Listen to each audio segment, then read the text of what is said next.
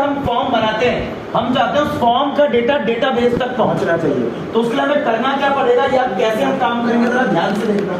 हमारा काम होगा, सबसे पहले हम एक HTML का फॉर्म क्रिएट करेंगे। क्या क्रिएट करेंगे? फॉर्म। अब फॉर्म के डेटा को ना हमें पहुंचाना होगा PHP तक। किस तक पहुंचाना होगा? ये चीज हमने बहुत पहले ही पढ़ ली, गेट और पोस्ट से हमने करा था। हमें क्या करना है? फॉर्म बनाना है, फॉर्म का डेटा सेंड होगा PHP के अंदर, ये चीज हमने पढ़ रखी है। अब इसी के आगे की प्रोसेस मैं आपको आज बताने वाला हूँ। जब भी कभी फॉर्म का डेटा PHP में आ जाएगा, उस डेटा को हमें भेजना होगा डेटाबेस के अंदर। किसके अंदर भेजना होगा? अब एक चीज याद रखना, डायरेक्ट HTML से SQL को नहीं जोड़ा जा सकता, क्योंकि HTML के पास ऐसी कोई कोडिंग नहीं है, ऐसी कोई प्रोग्रामिंग नहीं है जो डेटाबेस से जोड़े। इसलिए हम HTML के डेटा को किसमें लेके आएंगे? PHP में। PHP के पास पावर है, वो तुम्हें डेटाबेस से जुड़वा देगी। इतना क्लियर होगा? अब एक चीज समझना, हम जब फॉर्म बनाते हैं ना, दो तरह के फॉर्म होते हैं। सबसे पहला होता है हमारा, एक होता है साइन अप फॉर्म, दूसरा होता है साइन इन फॉर्म। दोनों के नाम अलग अलग है। आपने साइन अप का नाम सुना होगा रजिस्ट्रेशन फॉर्म के नाम से, और साइन इन को आपने लॉगिन के नाम से सुना होगा। दोनों फॉर्म में ना जमीन आसमान का फर्क होता है भाई। जो फॉर्म रजिस्ट्रेशन का है, इसे आप क्रिएट अकाउंट फॉर्म भी बोलते हो। जैसे मान लो मैंने इंस्टाग्राम लॉगिन सर्च करा, तो मेरे सामने जो पेज आता है वो लॉगिन का पेज होता है। मान लो मैं इंस्टाग्राम लॉगिन करना चाहता हूँ, पर दिक्कत ये मेरा अकाउंट ही नहीं है, क्या वो लॉगिन होगा? पहले अकाउंट बनाना पड़ेगा ना। तो हम आज बात कर रहे हैं रजिस्ट्रेशन की, इसकी बात कर रहे हैं रजिस्ट्रेशन की। अब ऐसा क्यों? क्योंकि जब आप रजिस्ट्रेशन फॉर्म बनाओगे ना, उसी का डेटा डेटाबेस में जाता है। लॉगिन का डेटा जाता नहीं है, लॉगिन का डेटा आता है। लॉगिन का डेटा क्या होता है?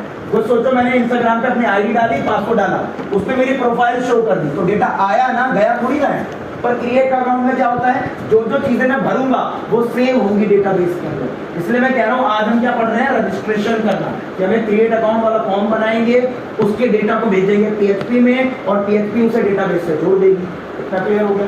अब जितने तुम्हें चीजें दिख रही हैं उतनी ही फाइलें बनानी है भाई। एक फॉर्म की फाइल बनाएंगे, उसका डेटा सेंड करेंगे PHP की फाइल पे, PHP की फाइल उसको सेंड कर देगी डेटाबेस के अंदर। इतना क्लियर हो गया?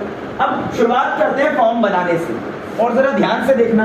अब अगर हम बात करें XAMPP की, तो आपको इतना महसूस होना चाहिए भाई, अपाचे तो ऑन होगा ही होगा, SQL भी ऑन होगा। क्यों? डेटाबेस का भी कोड लिखने वाले हैं हम लोग। अब बारी आती है यहाँ पर सबलाइन पे आ जाते हैं। एक नई फाइल सेव कर रहा हूं मैं, जरा नाम ध्यान से देखना। हम आ गए यहाँ पर C ड्राइव के अंदर, XAMPP htdocs, और यहाँ पर ना मैं एक नया फोल्डर बना रहा हूँ आप लोगों के लिए, बैच 6। आपको इस नाम को याद रखना होगा। क्यों? जब मैं अगली क्लास में काम करूंगा ना, तो इसी फोल्डर को यूज करूंगा, और जो कोड आज लिख रहा हूँ ना, इसी के आगे का कोड लिखूंगा अगली क्लास में। तो ये चीज नहीं लिखी जाएगी दोबारा। तो याद रखना, आपका जो फोल्डर है वो बैच 6 है।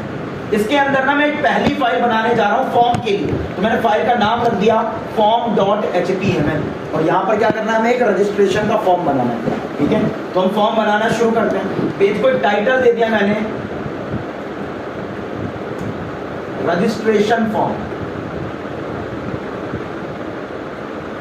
ठीक है, सेव कर दिया, और यहाँ पर फॉर्म बनाना शुरू करते हैं। फॉर्म टैग लगाया, बैकग्राउंड के लिए या फिर कहें तो बॉर्डर के लिए फील्ड सेट, एक लेजेंड पास कर रहा हूं मैं एक हेडिंग के लिए, और उसकी हेडिंग मैंने बना दी, मान लेते हैं PHP डेटाबेस कनेक्टिविटी या कनेक्शन। ठीक है, ये हमारा टाइटल होगा फॉर्म का। अब एक बार इन्हें से चला के चेक कर लेते हैं कि ये चल भी रहा है या नहीं चल रहा। लोकल होस्ट स्लैश, भाई फोल्डर का नाम था बैच 5 या बैच 6?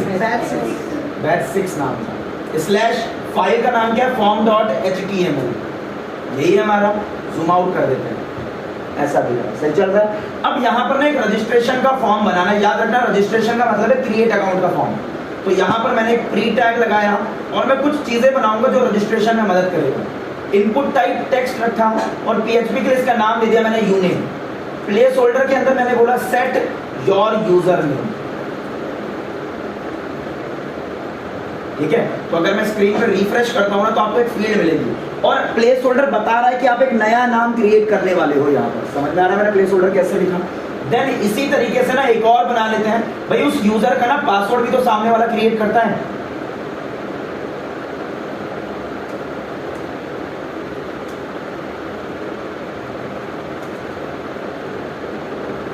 ठीक है, यहाँ पर मैंने डाल दिया सेट योर न्यू पासवर्ड, आ चुका है। अब आप चाहो तो कंफर्म पासवर्ड के लिए एक और बना सकते हो, जेंडर के लिए बना सकते हो, जितने आपको चाहिए। क्रिएट अकाउंट में बहुत सारे होते हैं ना, तो आपकी मर्जी है, जितने मर्जी बनाओ, उससे कोई फर्क नहीं पड़ता। हमने PHP में सेंड करना सब कुछ सीखा हुआ है, पर मुझे लगता है इतना इनफ है हमारे लिए, क्योंकि मुझे ज्यादा नहीं चाहिए। अब मैं चाहता हूँ भाई एक रजिस्टर की बटन भी होनी चाहिए। मैंने क्या करा, नीचे एक बटन बना दी रजिस्टर नाम से, ठीक है, बन चुकी है बटन। अब हमारा फॉर्म तैयार है, बस मैं इसको ना थोड़ा सा डेकोरेट करूंगा। इस फॉन्ट को चेंज कर रहा हूं मैं यहाँ से, इसके लिए मैं क्या करता हूँ, यहाँ पर थोड़ी सी CSS लगा रहा हूँ, स्टाइल।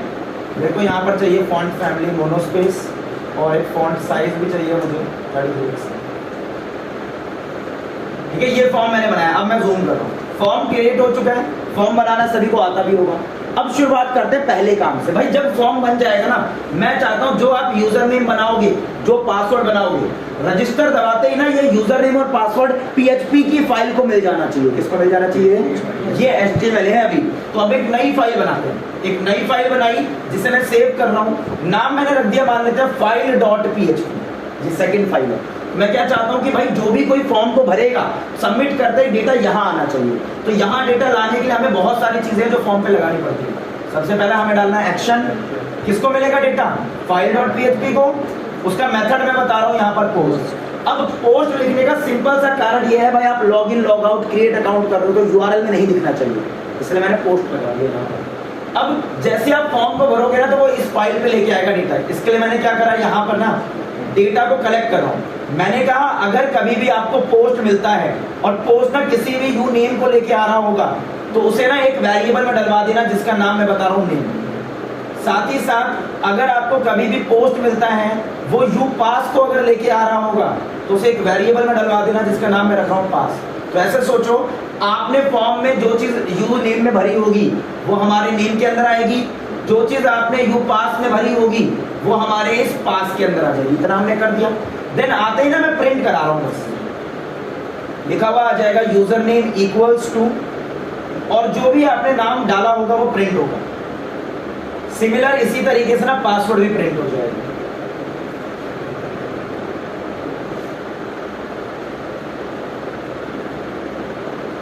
नेक्स्ट लाइन के लिए मैं BR लगा देता हूं। तो इतना जो मैंने अभी काम किया है ना, ये चीज हम बहुत पहले गेट एंड पोस्ट में पढ़ चुके हैं, ठीक है, कि HTML का डेटा कैसे PHP में भेजते हैं। तो जरा चेक करते हैं कि ये चल रहा है या नहीं चल रहा है। जरा ध्यान से देखना, मैं एक बार चेक करने जा रहा हूँ वापस से। भाई मैंने ना यहाँ पर एक यूजर नेम सेट किया, एक नया पासवर्ड सेट किया। जैसे ही मैं रजिस्टर पे दबाता हूँ, क्या वो PHP को सेंड कर रहा है? हो गया सेंड।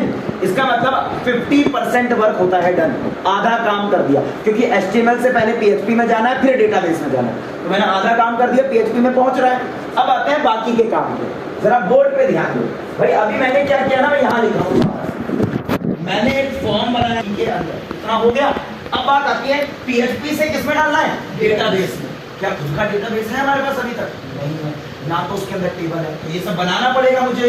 और मुझे उम्मीद है कि तुम्हें याद होगा कि भाई डेटाबेस को SQL से चलाते कैसे। हाँ सर। तो भाई हम सीधा आ जाते हैं अपने XAMPP पे, और यहाँ पर हम शेल को खोल रहे हैं। यहाँ पर लॉगिन करते हैं। मैंने लिखा MySQL-u root-h localhost-p। हो गया लॉगिन। एक नया डेटाबेस क्रिएट कर रहा हूँ मैं यहाँ पर। मैंने लिखा क्रिएट डेटाबेस, और डेटाबेस का नाम भी मैं रख रहा हूँ बैच 6। बन गया डेटाबेस। इस डेटाबेस के अंदर चलते हैं, आ गया अंदर। अब डेटाबेस के अंदर चीजें नहीं होती, चीजें होती है टेबल के अंदर। टेबल भी तो बनानी पड़ेगी। तो मैंने क्या करा, यहाँ पर एक टेबल क्रिएट करी। मैंने लिखा क्रिएट टेबल, और टेबल का नाम दे दिया REG। और समझना बहुत आसान है, रजिस्ट्रेशन का फॉर्म बन रहा है तो रजिस्ट्रेशन की ही टेबल होगी। तो जब टेबल बनाते हैं तो कॉलम बनाने पड़ते हैं ना। कोई बताएगा मुझे कितने कॉलम की जरूरत पड़नी चाहिए? सर 2। सर 2 की। एक नाम रखेगा, एक पासवर्ड रखेगा, बस। बट मैं एक एक्स्ट्रा कॉलम बना रहा हूँ, सीरियल नंबर। मुझे पता होना चाहिए कितने नाम और पासवर्ड सेव हो रहे हैं। तो मैंने क्या करा, एक वेरिएबल, एक कॉलम बना दिया सीरियल नंबर, जिसका टाइप क्या है? इंट। बट सीरियल नंबर अपने आप आने चाहिए। अगर आपको याद हो, ऑटो इंक्रीमेंट पढ़ा हुआ है हमने। आपकी जानकारी के लिए बताऊं ना, ऑटो इंक्रीमेंट प्राइमरी की के साथ चलता है। हाँ, मुझे प्राइमरी की लगानी पड़ेगी।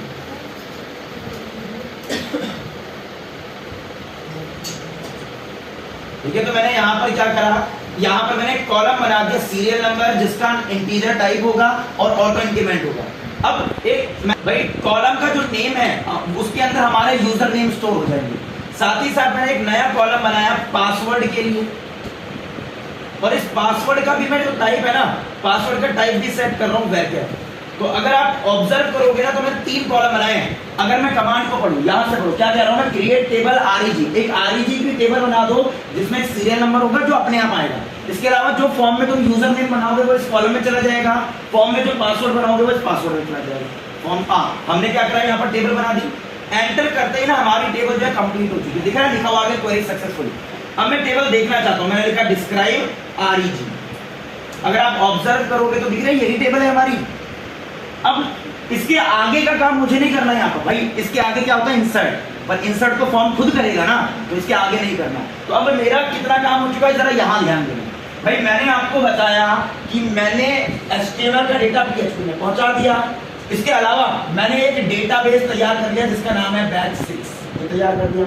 इसके अंदर एक टेबल है आरईजी, ये भी तैयार कर लिया। कितना हो गया? अब मुझे करना क्या है, इस डेटाबेस को ना एक PHP की फाइल से जोड़ना है। किससे जोड़ना है? अब याद रखना ये जो PHP की फाइल है वो ये वाली नहीं है, ये एक अलग फाइल है जो क्या करेगी, डेटाबेस से जोड़ने में मदद करेगी। तो ऐसे समझो ये आपका SQL है, SQL को PHP तक जोड़ने के लिए एक फाइल चाहिए मुझे जो SQL से जोड़ रही होगी। तो मैं एक नई फाइल बनाऊंगा जो डेटाबेस का कनेक्शन बनाएगी मेरे लिए। तो मैं आता हूँ अपने कोडिंग पे वापस। इतना समझ में आ गया था? एक नई फाइल ली जिसे मैं सेव कर रहा हूँ, इसका नाम मैंने रख दिया यहाँ पर कनेक्शन DB। नाम से समझ में आ रहा है कौन सी फाइल है? कनेक्शन टू डेटाबेस, और ये PHP की फाइल है, सेव कर दिया मैंने। अब यहाँ पर ना हमें वो कोड लिखना है PHP का जो हमें SQL से जोड़ेगा। और आपकी जानकारी के लिए बताऊंगा, मात्र एक लाइन लिखने से डेटाबेस से जुड़ जाता है।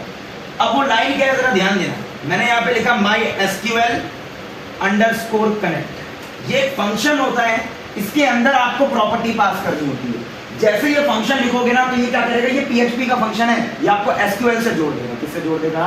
SQL से। तो इमेजिन करो मैंने ये लिख दिया, SQL से जोड़ दिया। जुड़ने के बाद ना इसको PHP में कन्वर्ट करना है। तो हम क्या करते हैं ना, इस फंक्शन के आंसर को एक वेरिएबल में रखवा लेते हैं।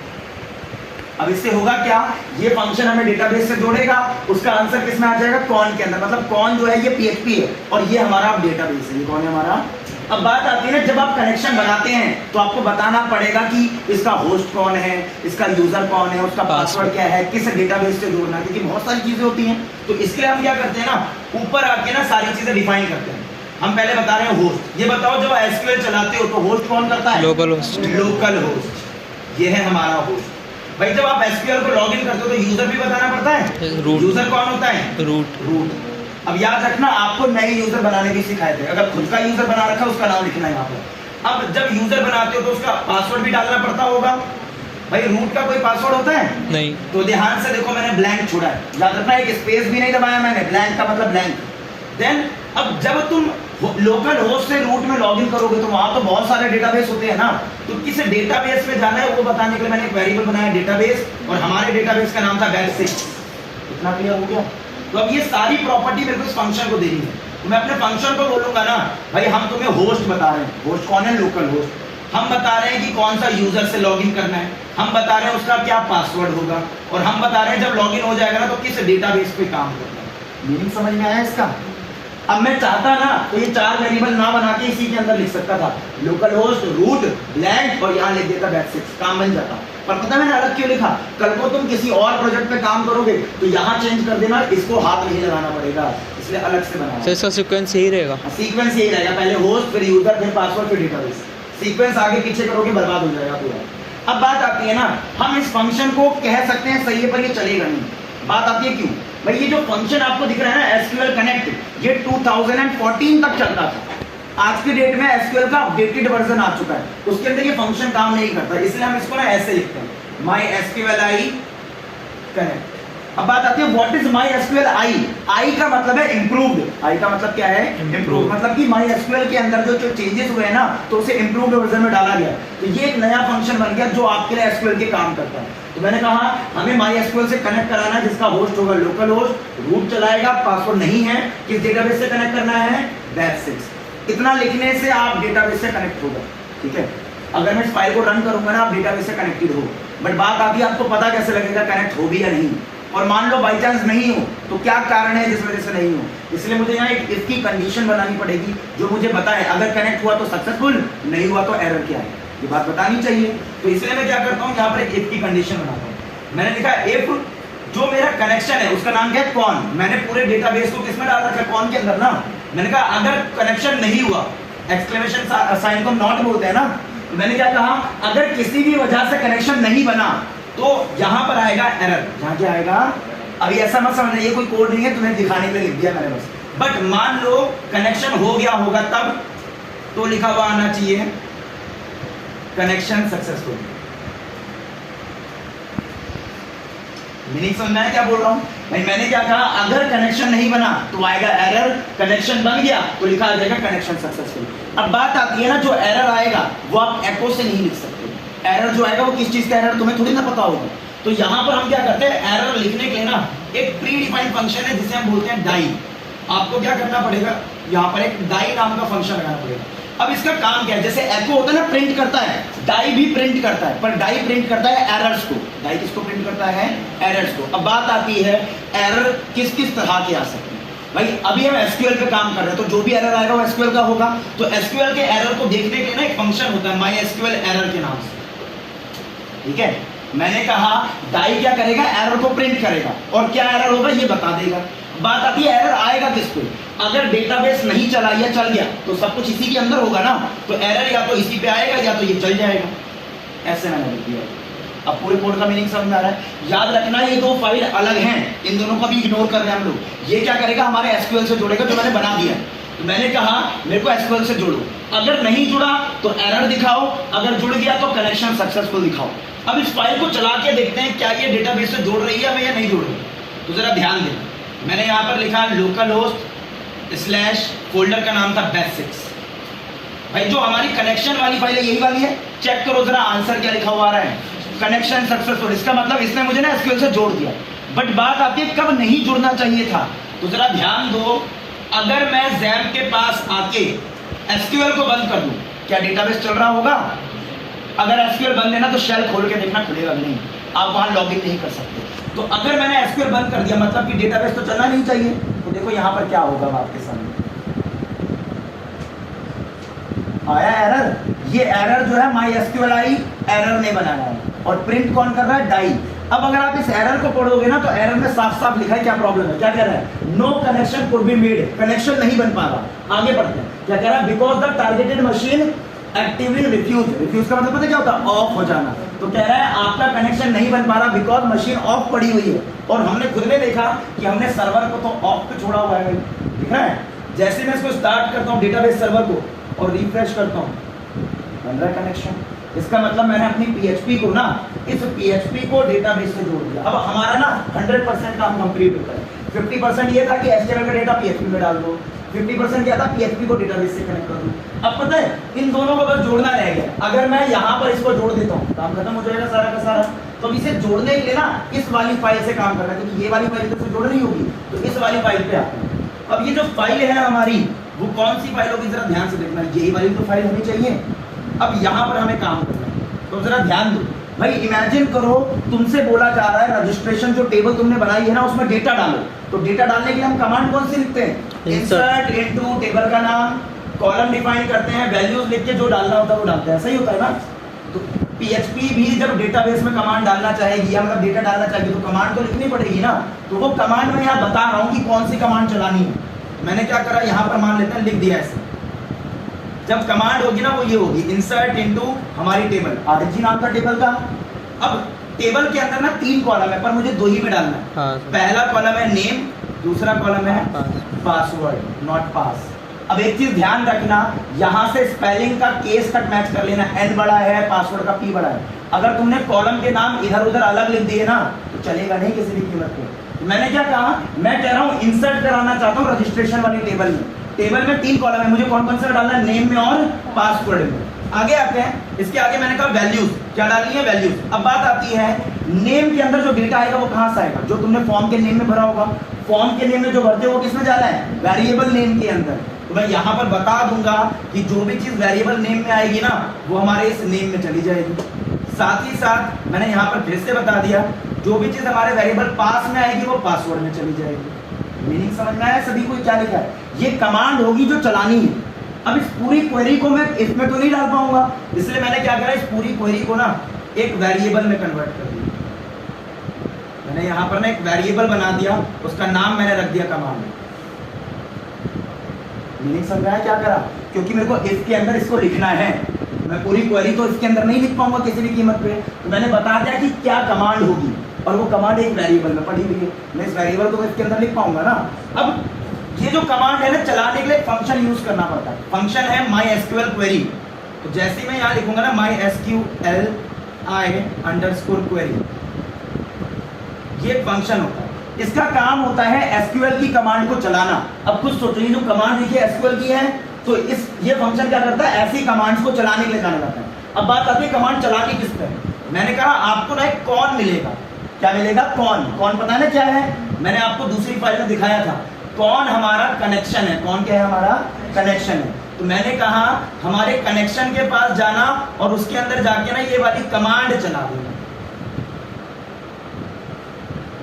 ठीक है, ये वाली कमांड चला देना। अब सोचो इसके बदले में मेरे को ये पूरा यहाँ लिखना पड़ता है, समझ लो मैंने अलग से क्यों लिखा हुआ है इस चीज को। तो मैं क्या कह रहा हूँ, जो मेरा कनेक्शन मैंने आपको बताया है ना, उसके अंदर ये इंसर्ट वाली कमांड चला देना, डेटा चला जाएगा। अब इतना छोड़ दूंगा तो भी काम बन जाएगा, बट पता नहीं लगेगा डेटा गया या नहीं गया, क्योंकि अगर डेटा गया तो लिखा आना चाहिए सबमिट सक्सेसफुल, और नहीं गया तो एरर भी लिखना चाहिए। तो इसको भी इफ में बदलना पड़ेगा मुझे, तो मैं इसको इफ में बदलता हूँ। मैंने क्या करा, यहाँ पर अगेन यहाँ पर लिख दिया इफ, और यहाँ से एक ब्लॉक बना दिया। अब इसका मतलब समझो, मैंने कहा कौन के अंदर कमांड को चला दो, अगर कमांड चली तो इफ होगा ट्रू, कमांड चल गई तो लिखा हुआ क्या आना चाहिए, मैंने कहा लिखा हुआ आना चाहिए सबमिट सक्सेसफुल, ठीक है। बट अगर किसी कारण से वो कमांड नहीं चली, अब क्या क्या कारण हो सकते सोचो भाई, तुमने टेबल का नाम गलत लिख दिया तो भी नहीं डलेगा, कॉलम के नाम गलत लिख दिया तो भी नहीं डलेगा, या इधर उधर कुछ गलती कर दी तो भी नहीं डलेगा ना। तो मैंने क्या कहा, अगर कमांड चली सक्सेसफुल लिखा हुआ है, नहीं चली तो एरर आए। क्या है? अब नहीं चलेगी तो एरर किस चीज का आएगा, कनेक्शन का आएगा। और अगर आपको याद हो ना, तो यहाँ पर मैंने एक बार एरर प्रिंट कराया है, तो मैं इस चीज को ही कॉपी करके वहां पेस्ट कर रहा हूँ ताकि लिखना ना पड़े। समझ में आया सभी को क्या करा? अब इतना लिखने से ना सारा काम खत्म होता है। मैंने जोड़ दिया, इसको मैंने जोड़ दिया उसके साथ, और ये सब कुछ हो चुका। अब यहाँ पर ये जो कनेक्शन मैंने बोला ना, ये मैंने बना दिया। पर एक दुख की बात पता है क्या है, किसी ने ऑब्जर्व नहीं करा, यहाँ एक एरर है। ये जो फाइल है इसका नाम क्या है, फाइल PHP। क्या इसको सपने आ रहे हैं कौन कौन है? ये तो वेरिएबल तो यहाँ बना ही नहीं है ना, चला कैसे सकता है इस वेरिएबल को? नहीं चला सकता ना। इस फाइल के अंदर वही चीजें चलेंगी ना जो इसकी हो। ये वेरिएबल तो इस फाइल में बना हुआ है, तो मुझे क्या करना पड़ेगा, ऊपर इंक्लूड करना पड़ेगा। इंक्लूड करता हूं मैं कनेक्शन वाली फाइल को। अब आपको ये मैंने पढ़ाया था जब जिस दिन हमने डेट एंड टाइम पढ़ा था। अब देखो होगा क्या, मैं क्यों इंक्लूड कर रहा हूं, जरा ध्यान से समझना। ब्राउजर पे तो हमेशा फॉर्म खुलेगा, जब फॉर्म को सबमिट दबाओगे ये वाली फाइल चली जाएगी, पर कनेक्शन थोड़ी ना चलेगा। तो मैंने ऊपर इंक्लूड करा, इसका मतलब कनेक्शन भी चल जाएगा अपने आप, और कनेक्शन चलेगा जब भी हमें ये कौन मिलेगा, और कौन यहाँ पर भी एग्जीक्यूट हो जाएगा। क्लियर हो गया सभी को? अब चला के चेक करते हैं कि ये चल भी रहा है या नहीं चल रहा। बट चलाने से पहले ना जहां जहां हमारे मैसेज है सबके आगे ना मैं BR लगा रहा हूं, ताकि आपको सही तरीके से दिखाई दे। ऐसा ना हो कि हर मैसेज जो है एक के नीचे एक आ जाए, या सॉरी एक के साइड में एक आ जाए।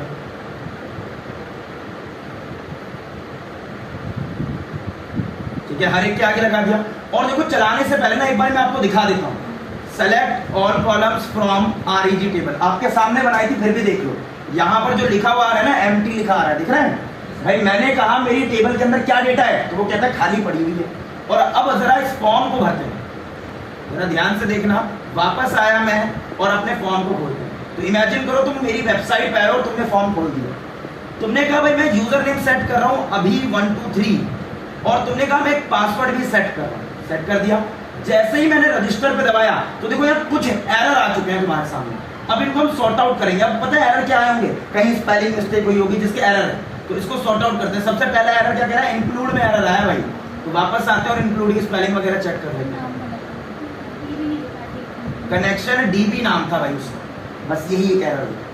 अब एक बार रिफ्रेश करूंगा ना मैं, यहाँ से सब कुछ ठीक हो जाना चाहिए। हो गया ठीक। अब इससे पता लगता है कनेक्शन सक्सेसफुल के आगे ना मैंने BR नहीं लगाया हो, तो लगा देता है, फिर दिखाऊंगा मैं आपको कहाँ है कनेक्शन सक्सेसफुल।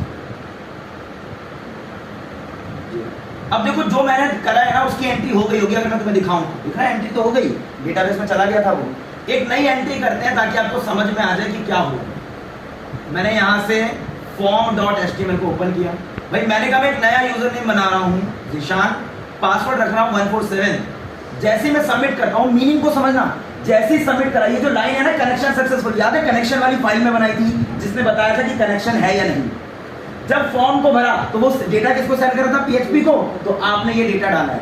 जब PHP के नीचे का डेटाबेस का कोड था, अगर वो चल गया तो लिखा हुआ है सबमिट सक्सेसफुल, नहीं चलता तो यहाँ एरर आता, मतलब सारा कुछ ठीक हुआ है। और तुम अगर यहाँ जाके देखोगे ना, एंट्री हो रही है, आ रहा है, 2 हो गई, पहले 1 थी। और आपकी दिल की तसल्ली के लिए ना बैच में से किसी एक का नाम भी डाल देते हैं। चलो फॉर्म के अंदर आए, मान लेते हैं हमने यहाँ पर सलोनी का नाम फिट कर दिया और एक पासवर्ड सेट कर दिया। जैसे मैं सबमिट करता हूँ सेट हो गया पासवर्ड, और चेक करो जरा यहाँ हो रही है 3rd एंट्री।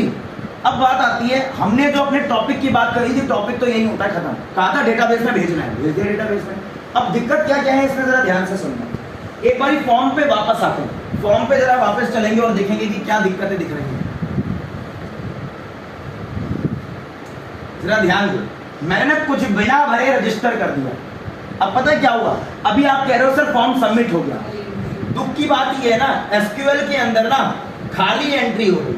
एसक्यूएल के अंदर क्या हुआ, आपने आईडी पासवर्ड तो डाला नहीं, तो यहाँ क्या हुआ, खाली एंट्री हो गया। अब सोचो सामने वाला अगर खाली बार सबमिट सबमिट दबाता रहेगा ना, सर्वर तो भरता चला जाएगा ऐसे। तो मैं नहीं चाहता फॉर्म खाली सबमिट हो। याद है वैलिडेशन पढ़ी है हमने, तो जरा वैलिडेशन लगाने पे आते हैं। मैं अपने फॉर्म पे वापस आता हूँ और कुछ बेसिक सी वैलिडेशन लगाता हूँ। सबसे पहले रिक्वायर्ड, भरना कंपलसरी होना चाहिए। मिन लेंथ मैंने कह दिया 2, कम से कम 2 लिखना ही है। साथ ही साथ पासवर्ड पे आया, मैंने कहा रिक्वायर्ड, पासवर्ड भरना कंपलसरी है। पासवर्ड की वैलिडेशन पैटर्न से सेट करनी सीखी थी हमने, तो पासवर्ड जरा बनाते हैं। मैंने कहा जो आप पासवर्ड डालोगे ना, उसके अंदर कंपलसरी होनी चाहिए डिजिट्स। क्या कंपलसरी होनी चाहिए, डिजिट्स, ये हमने पढ़ा था। इसी के आगे मैंने कहा जो भी आप पासवर्ड टाइप करोगे ना, उसके अंदर कंपलसरी होना चाहिए स्मॉल a से स्मॉल z। सिमिलर मैंने कहा जो आप पासवर्ड डालोगे ना, उसके अंदर कैपिटल A से कैपिटल Z भी कंपलसरी होना चाहिए। तो देखो मैं क्या कह रहा हूं, जब आप पासवर्ड बनाओगे तो एक नंबर होना चाहिए, एक स्मॉल ABCD होनी चाहिए, एक कैपिटल होनी चाहिए। इन तीनों की मदद से पासवर्ड बनाओ। और जो पासवर्ड बनाओगे ना, उसकी जो लेंथ है 8 या उससे ज्यादा होनी चाहिए। अब ये पूरी लाइन आपने पढ़ी हुई है ऑलरेडी, हमने पैटर्न वाली क्लास में पूरा लिखवाया था। अब यहां पर अब पूरी तरीके से ठीक है। अब जरा ध्यान दो,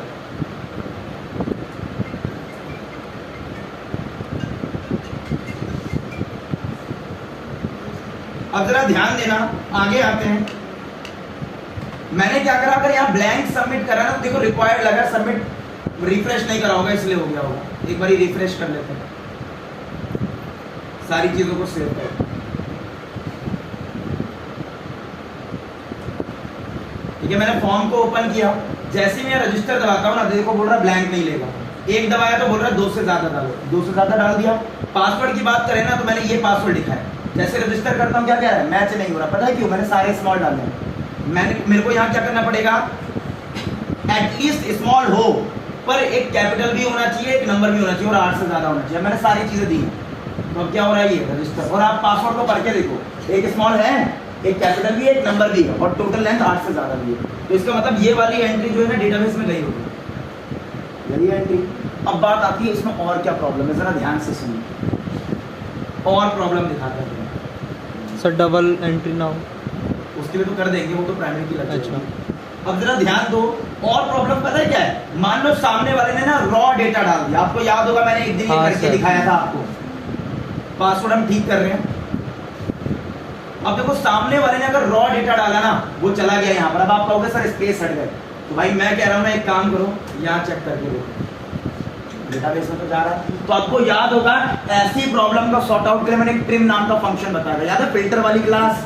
याद है। ये तो चलो उस दिन तुम्हें समझ नहीं आ रहा था, आज तुम्हें समझ में आएगा मैं क्या क्या कर सकता हूँ। अब जरा ध्यान से देखो, एक प्रॉब्लम दिख गई कि यहाँ पर आलतू फालतू की चीजें जा रही हैं। दूसरा देखो,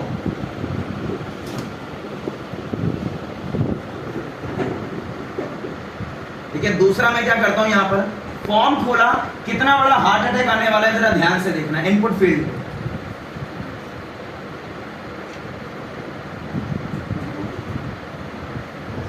उम्मीद करता हूं इतनी जावास्क्रिप्ट तो सीखी ही होगी। क्या लगता है ये कोई इनपुट होना चाहिए? नहीं होना चाहिए। और आपकी जानकारी के लिए बता दूं ना, ये रन हो रहा है, मैंने इनपुट में डाला और वो कोड के तौर पर रन हो गया। और दुख की बात इससे भी ज्यादा क्या है, जरा ध्यान से देखो, ये चीज ना डेटाबेस में भी चली गई, जा रही है। पहली चीज, ब्राउजर ने उस कमांड को एग्जीक्यूट करा, आपने देखा कि स्क्रिप्ट चल गई, अलर्ट बन के आ गया। मैं प्रॉम्प्ट बना सकता हूं उसके बदले में। देख लो, एक और करते हैं, चलो प्रॉम्प्ट बनाते हैं। प्रॉम्प्ट पता है क्या करता है? यूजर से इनपुट लेने में मदद करता है।